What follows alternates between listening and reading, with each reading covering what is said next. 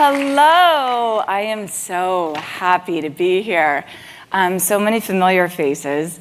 I want to say, first of all, buckle up. I created this talk just for you. I have not done an all-nighter since college. I don't know what it feels like. I, like you, listen to Huberman. Like, sleep is important. And yet, somehow, fueled by the desire to connect with you, the honor to be here with you today, the ability to talk about 4 different classes that we teach here at the GSB, along with brand new research. Yeah, I'm just running on espresso right now. So I talk a little bit in the talk about this idea of a guiding principle. Is seek to surprise yourself. Stretch out on the edges of all of your dimensionality. Seek to surprise yourself. So we're just going to see what happens here today. I'm going to talk a little bit about this idea. What does it mean to create a meaningful life in the age of AI? And I thought I'd start with some of the things that I've been thinking about lately. One question is, can AI help us die better? So I told you it was weird. I mean, I'm not, like, I don't know, we're going to surprise ourselves here. And what I mean by that is I grew up, actually, with my mom. She's watching online. My mom has been a hospice volunteer for 50 years. And so I grew up sharing stories around the dinner table of people dying, you know, what they wish for, because it's her job, in order to sort of listen to them, see if she can make those wishes come alive, and just be with them, holding their hand. So my sisters and I listen to these stories because we are a fun family, and that is what fun families do.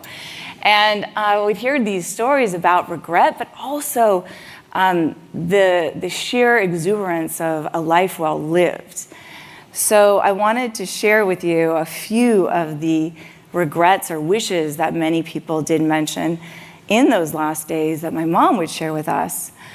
One is authenticity. People often wish that they had been more true to themselves, not live the life that others maybe wanted for them. The second is boldness. They wish that they had taken bolder risks. They'd move more. They'd take bigger risks. That they weren't so focused on the status quo or doing what was potentially predicted. They wish they moved more, shifted more, and reached more. And the third is love. They wish that they had the chance to say, I love you one more time. And I always thought it was really interesting because it wasn't always like, you know, the partner or the kid or the parent. It was often like one person who you hadn't seen in a long time. But, you know, maybe there was a falling out or maybe not, and you just didn't stay connected. And that's what people often thought about in those last days. So another reason to be honored to be here at this reunion is just this ability for you to be able to stay reconnected to all these people that documented, they populated, that defined your life. So when I'm asking this idea of can AI help us die better, what I'm really asking is this idea, can AI let us live better? And so what I wanted to do here with you today is ask some questions. One question that I want to pose is this idea of what would it mean to have AI in your lives create more beauty, more authenticity and truth, more boldness and love in our lives? And what if AI's real power isn't really speed, productivity, actually encouraging cost reduction, but actually helping us live in a very different way without those regrets? What would that look like? I teach a class that Peter mentioned, AI for Human Wellbeing, and Fei Li, who is a professor of computer science, and I started teaching it in 2017. We taught it for 3 years. It ended on the first day that COVID happened. And so our last day, final presentations, people were presenting, and that was the first day that a Stanford student got actually COVID. And the class itself was a very hybrid-oriented class, half engineers, half business school students. And the idea was, if you could start to understand what is actually human well-being, when and why did we get it wrong, might we actually design technology in ways that are really different, that might mitigate negative unintended consequences, might maximize the chance that human elevation could actually happen. What would that look like? One of the students, we asked them always, why do you take the class? And not one of them said that they were taking it for the technical abilities, but they really wanted to understand, what does it mean to be human? One wrote, I'm taking the class to better understand what is meaning, what is life, and what creates a meaningful life. And they got an A. And so as we unpack this idea of what is a meaningful, beautiful life, what I'll talk about, drawing on these 3 or 4 different classes, is this idea of authenticity, of living in a way that's aligned with who you are and who you're becoming. It's this idea of not just presence, but a boldness in your presence, and this idea of living courageously, especially in times of volatility and uncertainty, which we're all feeling in the day-to-day now, maybe more than ever, because of more macro level factors that we've ever sort of experienced, at least in my living life. And connection. And I'll define that as love and seeing others, serving others, and being seen in return. So first I want to start with authenticity. And you might ask yourself, authenticity is, perhaps an overused word, I would agree, right now, but why is it being overused? There's a lot of different reasons. Human verification is something that actually, are you actually the human that you sort of pretend to be? That is actually something that's becoming a bigger thing. But it's deeper than that. It's this idea of who you are in life and how aligned do you feel. Now, it's very hard to actually go be authentic. We found in our research, but it's actually easy to feel it. So although it is very hard to understand what actually authenticity means in any concrete way, we know it when we feel it. Like this moment even feels more authentic. So the question is, how do we do that? And how do we leverage technology in order to live in a way that does feel authentic, given all of our demands, our responsibilities? And what I want to contend is we need to go back to death in order to understand how to answer that question. When I became a death doula, fun fact, 2 years ago. And so a lot of this was your role as a death doula, like a birth doula, is to actually be present and support in moments of crossing over. And so I've been honored enough in the last 2 years to be able to help, not necessarily always in the actual transition, but in helping those who are holding the hand of someone who actually is crossing over. So if you die or plan to die any day, I am your person. As I was doing the death doula training, one of the first stories I was told, actually through my mom, is, this is not the exact, correct, accurate story, but this is the way I remember it and had a huge impact on me. So, Jesus was a woman. She heard that if you die, the divine comes to you and asks you a question, and she wanted to know what this question was. So she managed to die and then come back to life, and her friends came around her and said, "Did you get asked the question?" And she said, "Yes, I did. I wish it was how much I learned, but it wasn't." And they said, "Well, what was it?" And she said, "I wish it was how much did I accomplish, but it wasn't." She said it was Jesus. Why weren't you more Jesus? And I think this is such a profound point about this idea of understanding what is success in life. How might you think of it? At a moment here, right now, where you all find yourselves, What is your metric of success? Have you been able to be more Eric or Patty or Tan? Like, have you been able to be more of that since you left here?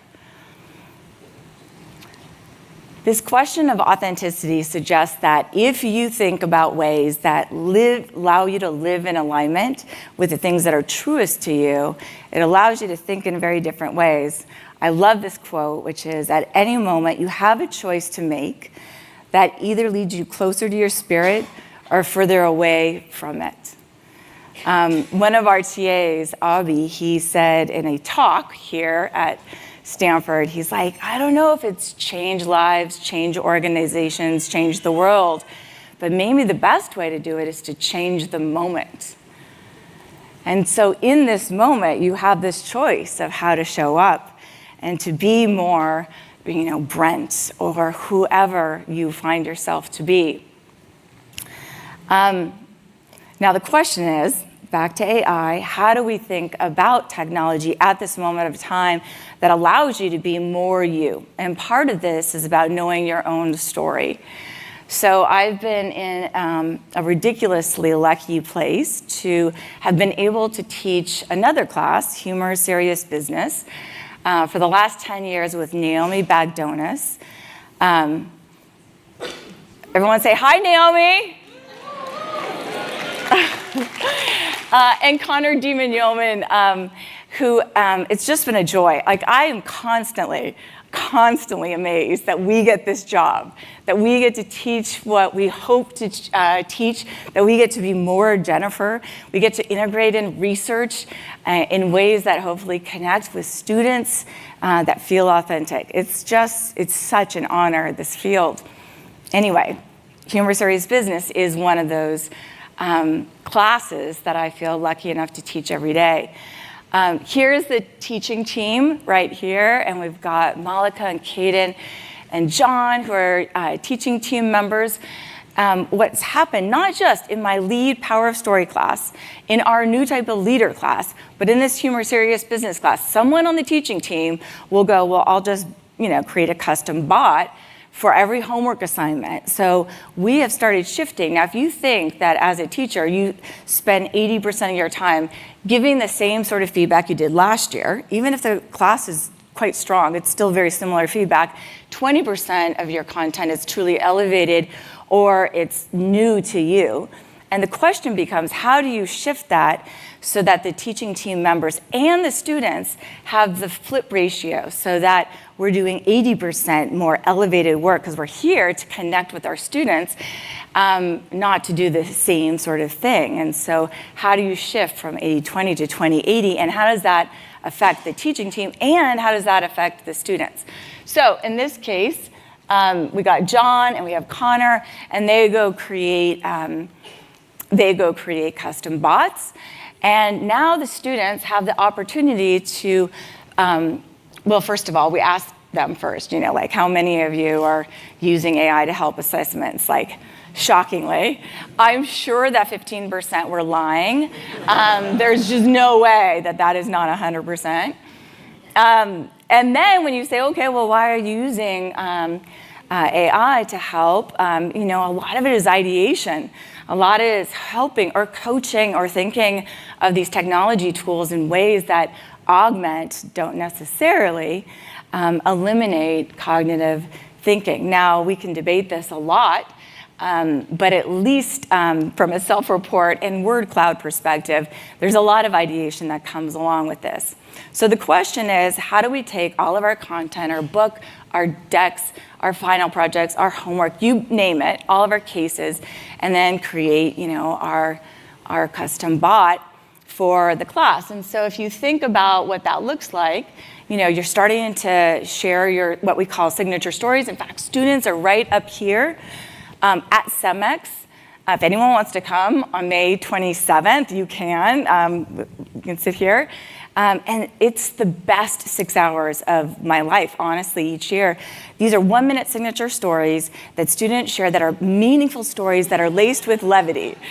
And so they work with this bot in a way that allows them to iterate, such that we've been able to take our extra time and meet with 100% of our 80 students. So we've met with like over 25 hours of one-on-one time at Coupa with our students because of the ability to sort of shift our time. And then we'll go deeper on what they did on their own with AI, and then we'll be able to finesse it. So what's so exciting about this is that not only that, but our bot now is used by people not in the class, you know, because they're starting to use it. So the education is opening up. And not only that, but there is this ability for the teaching team to feel more elevated, more personally connected with the students. So it's this idea of really not just opening up, but also shifting our energy. Another quote that I love is this idea that we have to give more energy to what's true to you and give less energy for what is not true to you.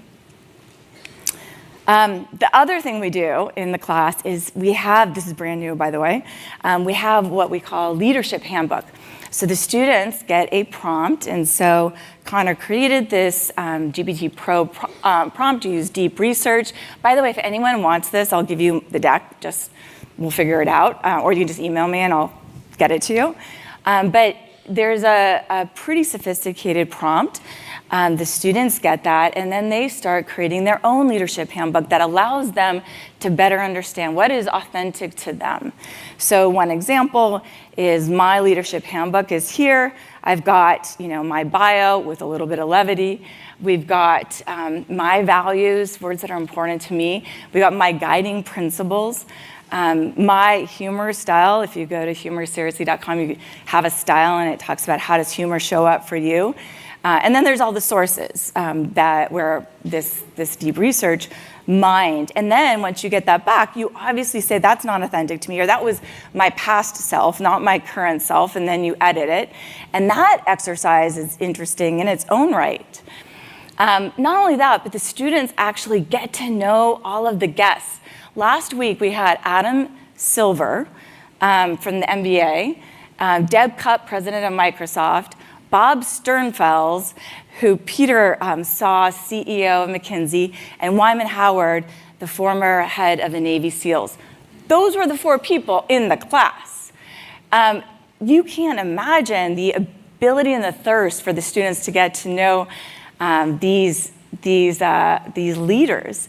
And so then they do their own homework, and they develop their own leadership handbooks of how they think these leaders lead, and so they know them more. Patty Poppy, the remarkable CEO of PG&E, came in, what was it, like 2 weeks ago, to talk about leading with love. What does that look like? And she has this great story. I'm not going to cold call you, but where she doesn't walk around with an entourage.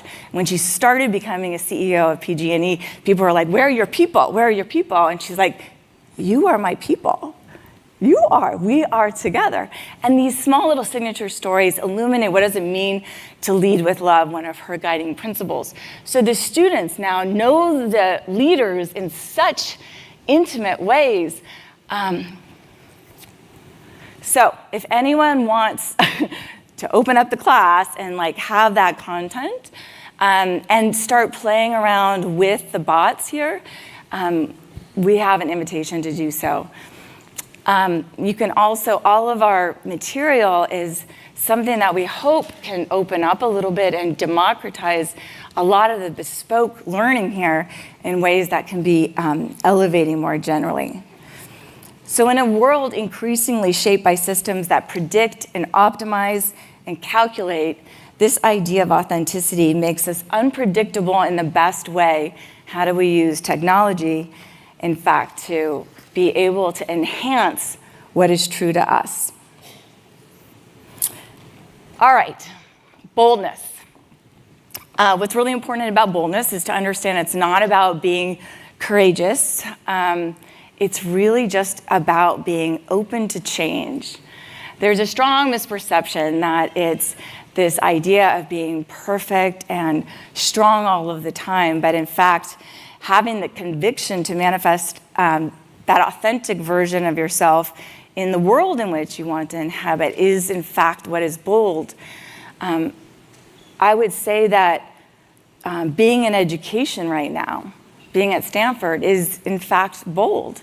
In some ways, we aim to and try to do things in ways that are not just aligned with our overall mission, but are, in fact, unique to us. Now, boldness can be found in these big moments and also really small moments. I had a friend, he's since passed on, and he shared this story. When I was teaching the Power of Story class, I have these 10 stories that all the students come in. Raise your hands if you took a Power of Story class or the humor class.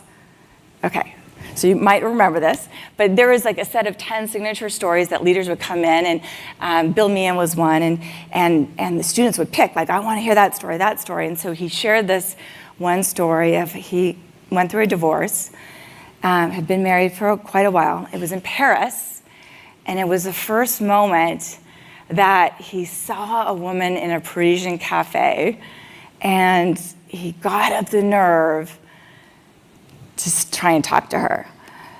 He asked her out. She said no, but it was still very bold. This idea of being open to transformation, open to change, open to trying new things is such an important thing in this moment of time.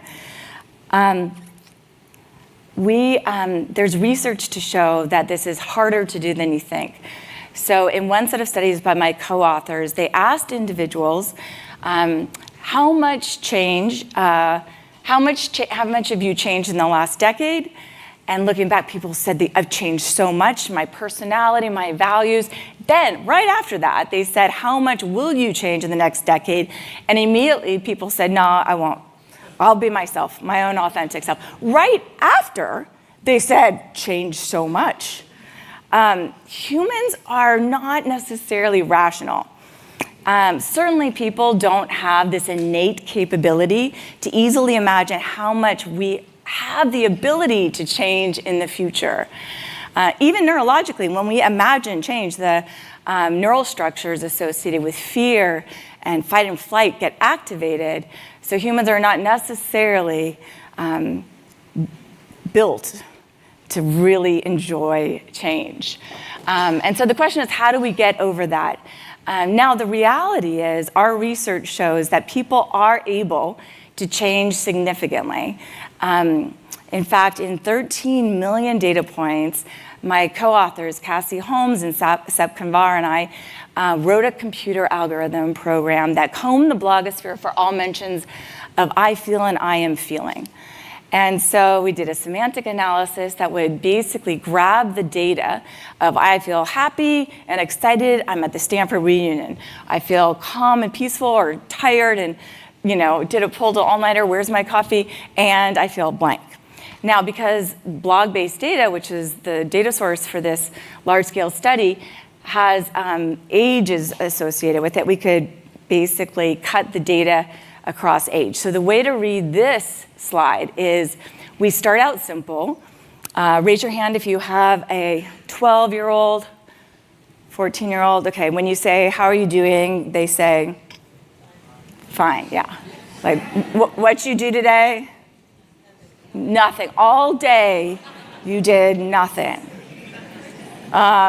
It's breathtaking. There's not a large emotional lexicon associated with the 12 to 14-year-old. And then we fill up with angst. So around 15 to 18, our teens start to feel very angsty. And this data was collected before COVID, so it's gotten exacerbated. When they do feel happy, it's equated to excitement, which is a very angsty form of happiness.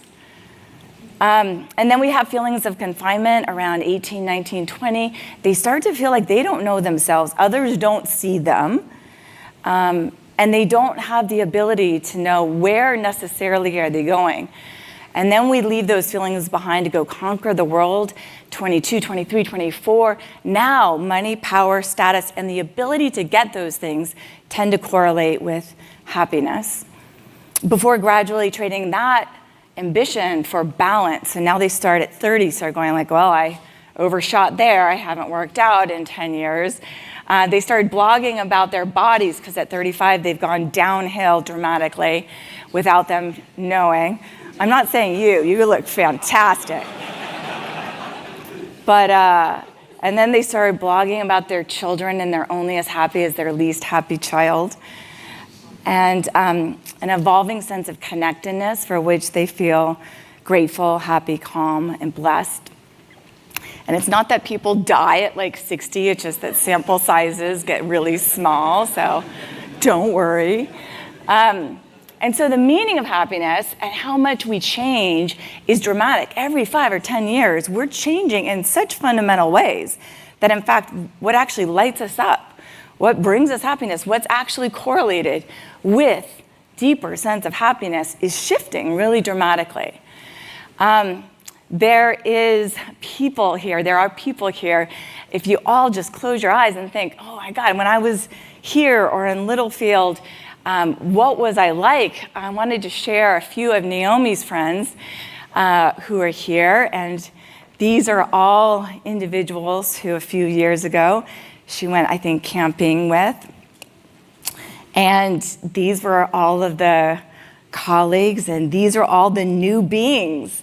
These new beings since graduating here, new humans that actually created. So we all know, especially when we have kids, how quickly things change. The opportunity to be authentic and bold and loving is so short-lived. We have to embrace this moment.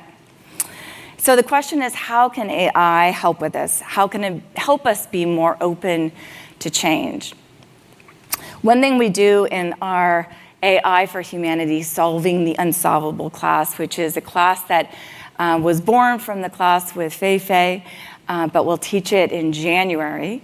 It's really focused much more on this question of what can we boldly do that we thought previously might be unsolvable. So this is done with two dear friends in industry.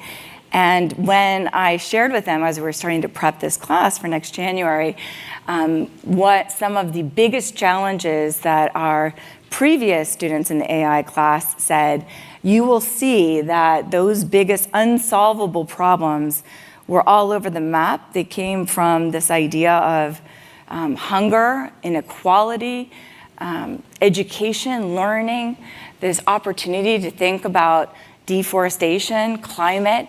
How do we actually tackle these societal problems? BGS here at Stanford is an incredible opportunity to start grappling with some of these societal problems. And the question is, how can the students, because that's what they're facing, that's what we're thinking about, that's how they're trying to connect to these larger challenges. Now, as we start to see AI shift, we've seen that we've moved from machine learning, which is much more the era of data. Then we went to deep learning, looking much more at the era of neural networks. And then we started thinking about generative AI, which we're all living in a very, as Peter said, text-heavy, image-heavy, video-heavy world that surrounds us. And then in our class, we think a lot about generative science. So how do you take scientific models that allow us to actually use those models rather than just large language models to predict where the breakthrough is going to come in human well-being and society more generally. So a couple of those examples. Here at the Stanford Hospital, the medical center, there are faculty members who are doing really remarkable things with basically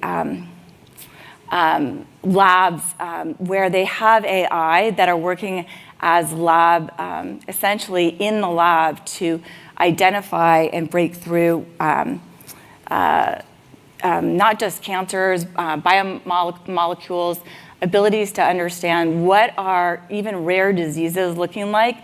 And then AI works with the individuals, the PhDs in the lab, to identify those breakthroughs.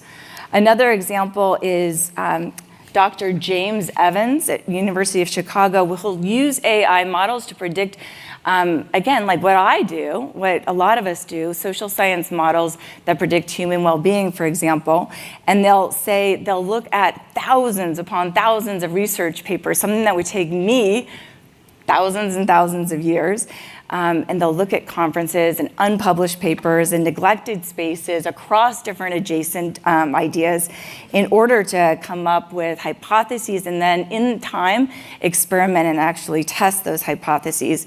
And he says that science and technology are the engine which drives human flourishing, and we need to flex our complete scientific and technological imagination to manage and lead it. When we're better at work, we're bolder. So when we aim for boldness, there's an ability to have breakthroughs that I think are really exciting. So many of them are happening here at Stanford. Again, if anyone wants to know a little bit more about what the hospital's doing and what we're doing across different domains, please let us know. So I invite you for this January class, if you want to participate, even if it's just to basically say, what is one unsolvable problem you wish AI and our students could solve? This is just your name and a question about that, and I'm happy to keep you involved as we develop the course over the next 6 months. We would love to know what you want the students to work on, if only to spark more ideas of where unsolvable problems could live. All right, last is connection. This act of seeing others, making others feel valued, being seen in return. I use these terms love and connection very sort of in ways that are very interchangeable. Ultimately, connection is really about the act of approaching someone with love. So I wanted to ask you all to close your eyes just for a few minutes.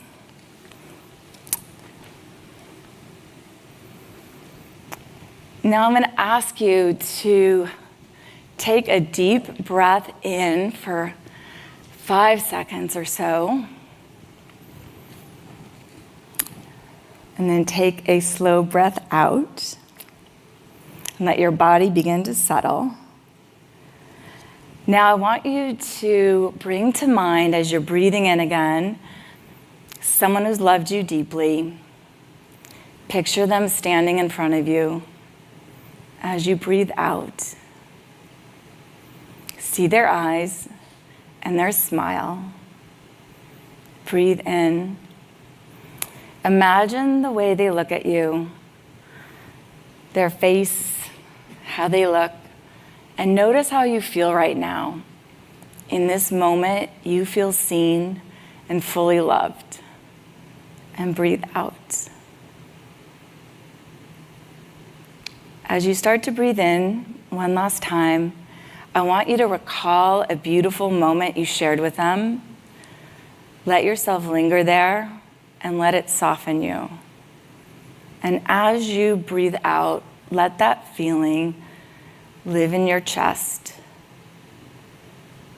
and take that with you. And when you're ready, open your eyes gently. So when we do research studies and we do that loving kindness meditation, even just for 1 minute, and we'll do that for like half of our subjects versus a signature strength. So we'll have those individuals do the same meditation, but really focus on a signature strength. What we find is when we give these two conditions a set of questions, they dramatically shift. There's strong differences. These individuals say that they actually experience happiness as calm and contentment as peace, kind of like the 50-year-olds did in that green graph. These individuals define happiness much more as excitement.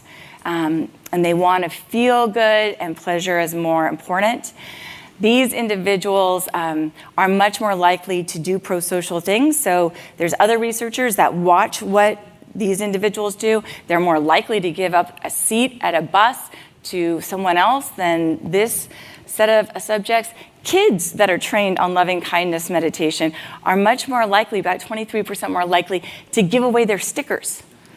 Love,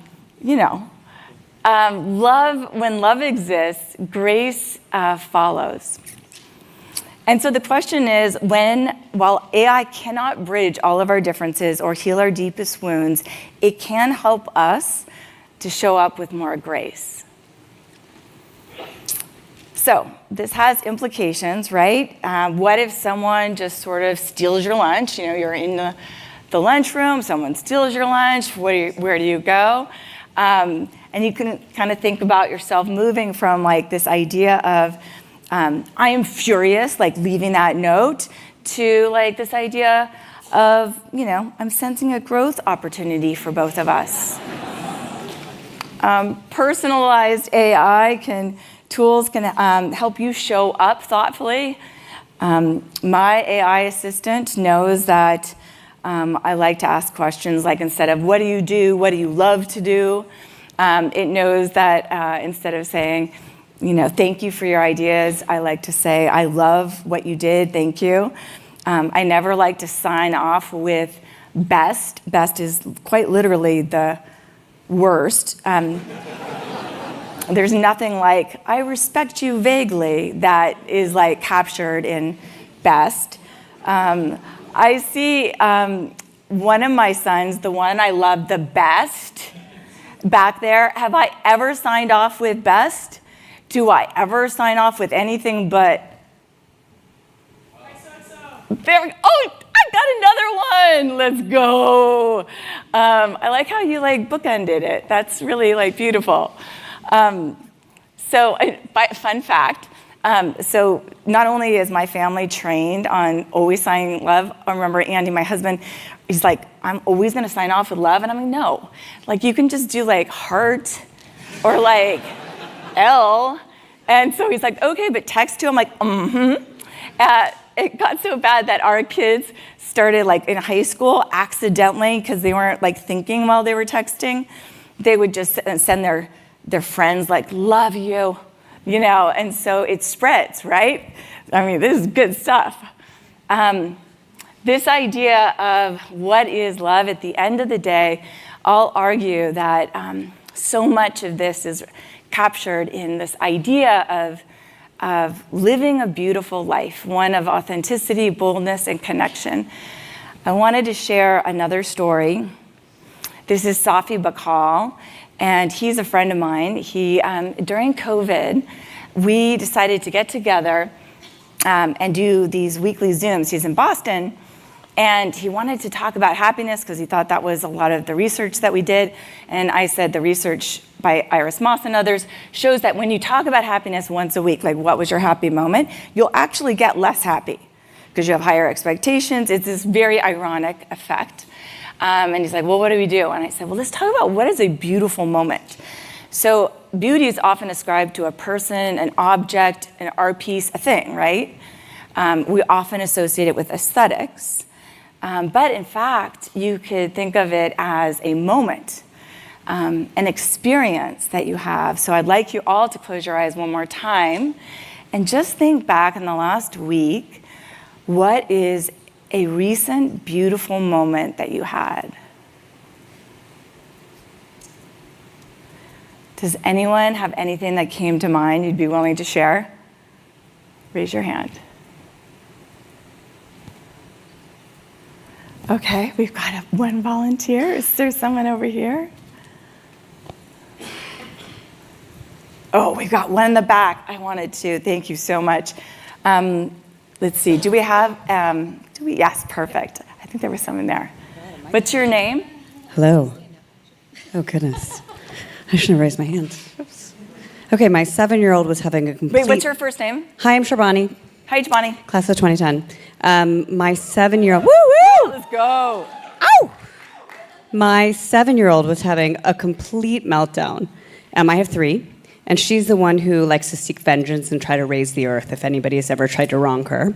So I had to take her out for a walk, and she was really, really, really having a whole time of it.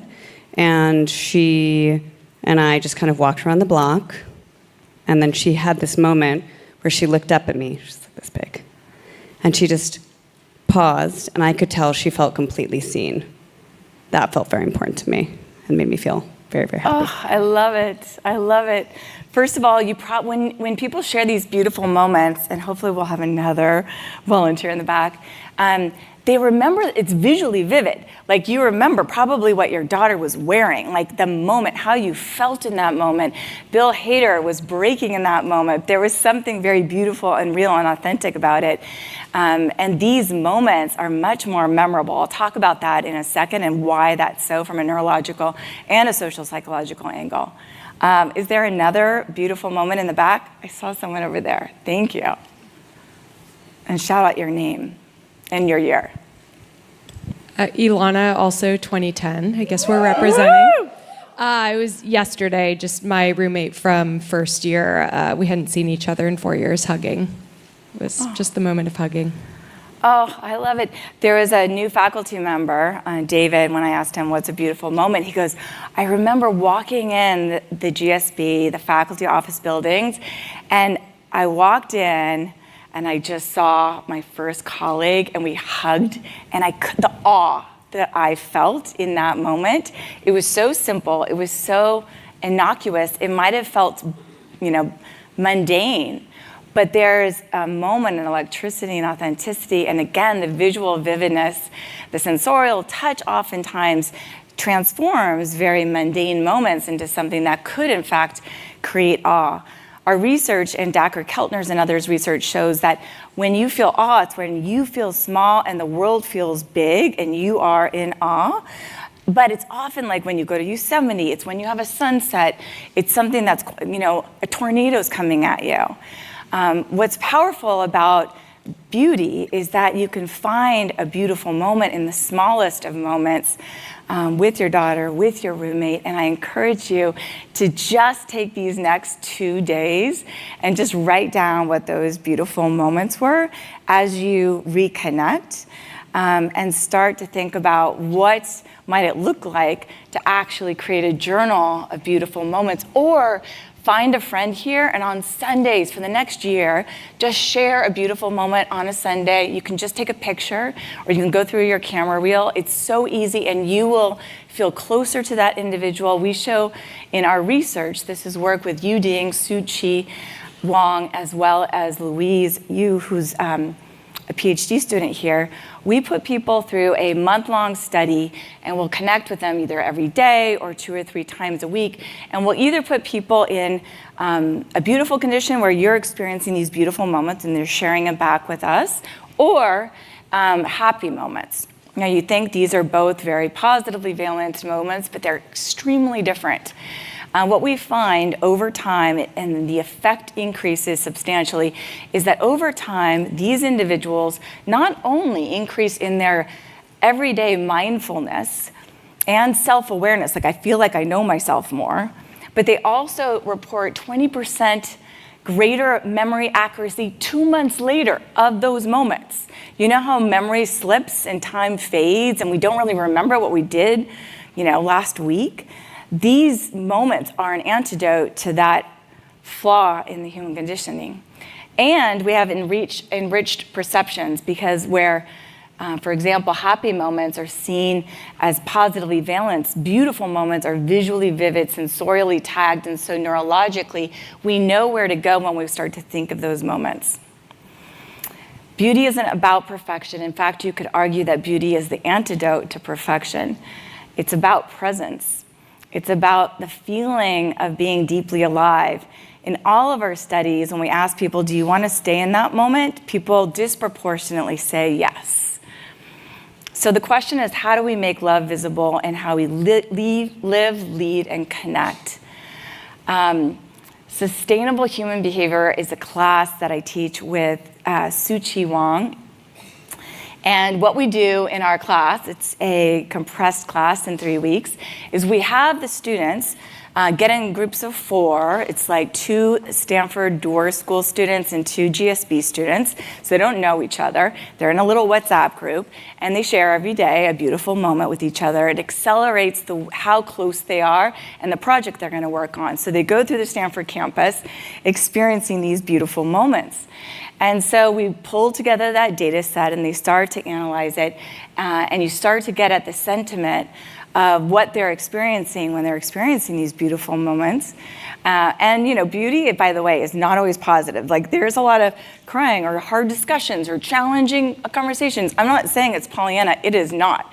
That's the beauty about these beautiful moments, is that you can have a beautiful moment out of a very hard conversation, but you leave feeling somehow aligned.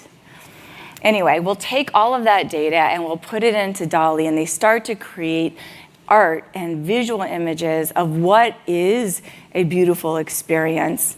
And then we'll actually create the art, and they'll frame it and they'll bring it home. And I encourage you to think about, what does this mean for you? What does this mean for you in this weekend? And how can you take a part of this research in these classes to create an ecosystem of beauty for yourself? A case that we did is called Wildflower. Sep Kamvar is the CEO of that, the same co-author as my semantic analysis We Feel Fine data set. In a network of over 70 Montessori micro schools that he creates, they use an AI-powered machine vision to keep tabs on how young students learn and play and move around the classroom. So it's a Montessori classroom, and they're very independent. But what these sensors do is basically see when a child is alone or sedentary, so as to allow the teachers to be aware that no one should slip through the cracks, and to be able to be aware of unconscious biases impacting the way that these teachers interact with the children. So using AI to surface those patterns and help teachers connect and share love with everyone. So the point here is that AI can't teach us to love, but it can express, it can allow us to operationalize love, express love in ways that are true to us more clearly and with more care. So even if AI can't create beauty, it can train us all to see it. And it can't replace humanity, but it can help us become more human. I love this quote. I know your days are precious on this earth, but what are you trying to be free of? The living? The miraculous task of it? Love is for the ones who love the work. So we have a choice. AI can be banal, or it can be beautiful. It can automate, or it can amplify. It can flatten our humanity, or it can help it flourish. It's ours to choose. So, to conclude, I wanted to share a last story about my mom. So, through the process of crossing over, what we learn is that in those last moments, when someone might seem anxious, it's often good to actually play a song that they loved as a child. And so I've taken this to an extreme. Every person I meet, certainly all my friends and family members, I know all their favorite songs. It's in a spreadsheet. We do the analysis. So if anyone dies, I got you as a DJ.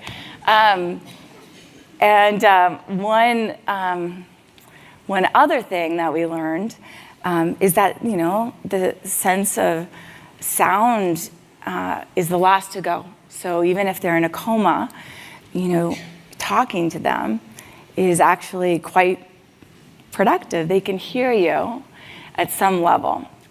And so when Marty, my second mom and my mom's best friend, when she crossed over, my mom instructed us all. We have like a second family and then our family, and we were all in the hospital.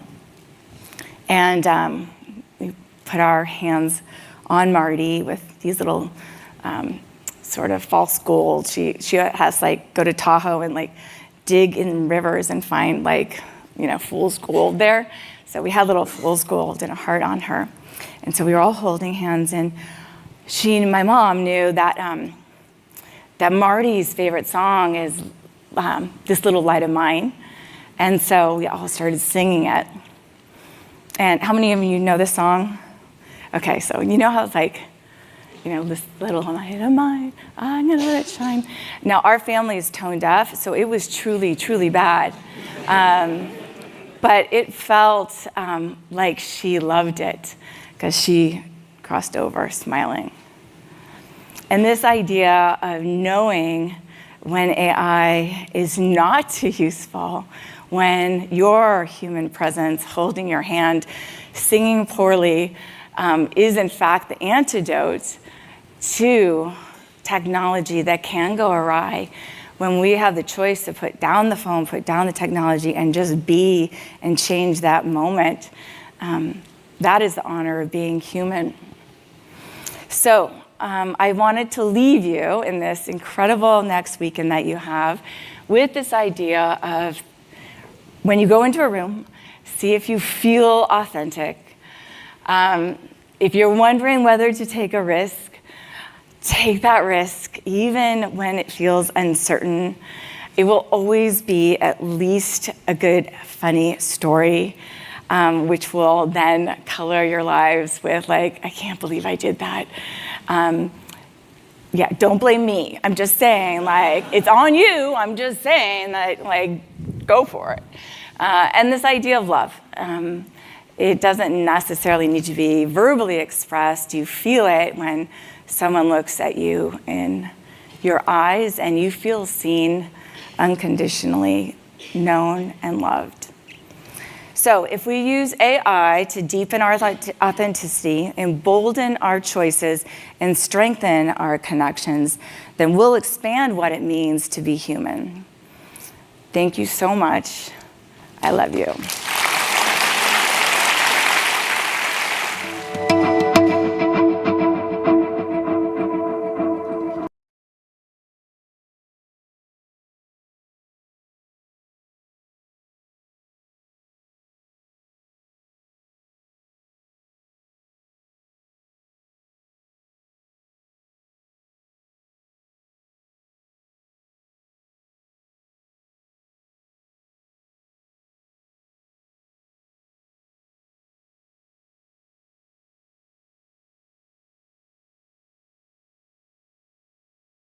Cambiar vidas, change organizations, change organizations, change the world. Thank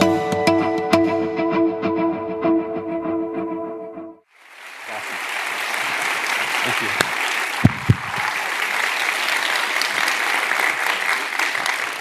"20 years ago, I'm in this meeting. I'm in this there's this huge conference table that seats 20 people, and I'm the only one there. I'm in the 29th floor in the financial district. There's this window, I can see the entire bay and Alcatraz and everything. And again, I'm about your age at this time. It's a conference room of my largest investor, this guy, I'll call him Joe. And Joe is this bigger than life person, hedge fund magnate, household name. And I'm sitting there and I am petrified. I am shaking. And my throat is dry and I can hear Joe walking toward me. And then I hear the knob turn and he walks in as he always did, just huge personality. Graham, he's all excited. And I'm sitting there and he sits down and he can see something's really wrong. I tell Joe that his investment in my firm is down 50%. He's lost half his money. And it wasn't his firm's money, it was his personal money. And I can just see the energy drain out of him. And the worst part is he's trying so hard to be positive because he knows if he says the wrong thing, he's just gonna crush me because I was so fragile and he was he's my largest investor. I had been told no by over 100 people raising my first fund. And there were about 5 or 6 people like Joe who said yes, not because I had any track record, because I didn't, but because he believed in me, just me. He was investing in Graham Weaver. And that's what I had to show for him. I lost half his money.